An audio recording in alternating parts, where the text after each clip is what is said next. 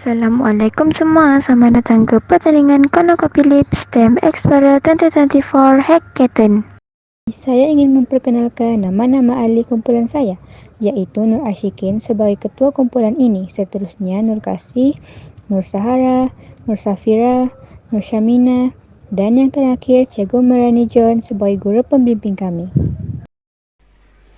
Isu dan penyelesaian keselamatan dalam ruang tertutup confined space dalam industri minyak dan gas. Isu keselamatan suhu dalam ruang tertutup confined space dalam industri minyak dan gas.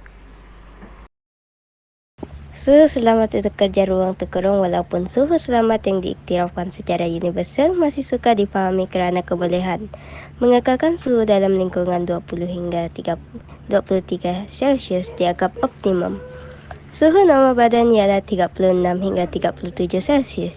Jadi, jika suhu teras badan meningkat melebihi ini, pekerja menghadapi risiko tinggi menghadap penyakit keletihan haba dan strok haba.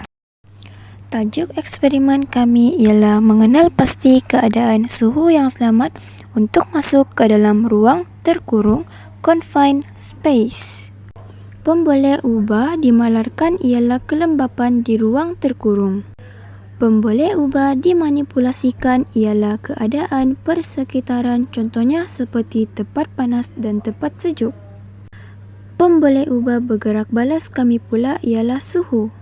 Dan hipotesis kami pula adalah jika suhu di luar lingkungan 20 hingga 23 darjah Celsius, maka pekerja tidak selamat untuk turun ke dalam ruang terkurung confined space untuk bekerja. Dan jika suhu melebihi 40 darjah Celsius, maka pekerja tidak selamat turun ke dalam ruang terkurung confined space untuk bekerja juga. Akan terangkan bahan-bahan yang diperlukan untuk membina projek kami. Pertama, prototipe saluran pipe yang sempit merupakan plastik sampai yang dibentuk seperti saluran pipe. Kedua, masukkan kotak dan lekatkan dekat saluran pipe yang kita buat. Ketiga, ikatkan pocket lap menggunakan benang dan masukkan pocket lap ke saluran pipe. Keempat, letakkan saluran pipe ini di tempat panas ataupun sejuk dan tunggu selama beberapa minit. Dan terakhir, tunggu sehingga ada bergerak balas. Prototipe eksperimen dalam ruangan terkurung ataupun confined space di planta minyak. Eksperimen 1. Mengenal pasti suhu yang selamat bekerja di dalam ruangan terkurung di tempat sejuk. Langkah eksperimen yang sama, mengenal pasti suhu yang selamat bekerja di dalam ruangan yang terkurung di tempat yang sangat sejuk. Pelaksanaan eksperimen tempat panas di bawah cahaya matahari. Pelaksanaan eksperimen tempat sejuk di bawah penghawa dingin.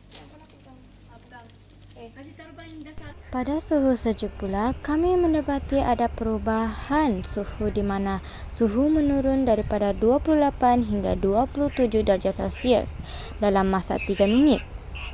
Dapat disimpulkan di sini bahawa suhu dalam ruang yang sempit yang semakin sejuk dan sesuai untuk pekerja.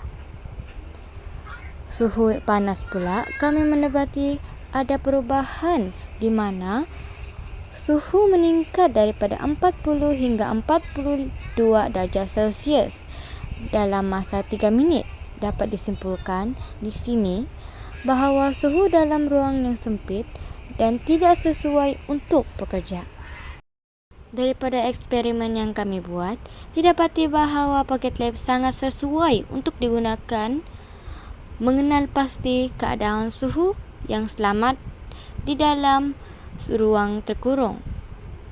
Dengan menjalankan eksperimen mengenal pasti terlebih dahulu sebelum memasuki ruang yang sempit.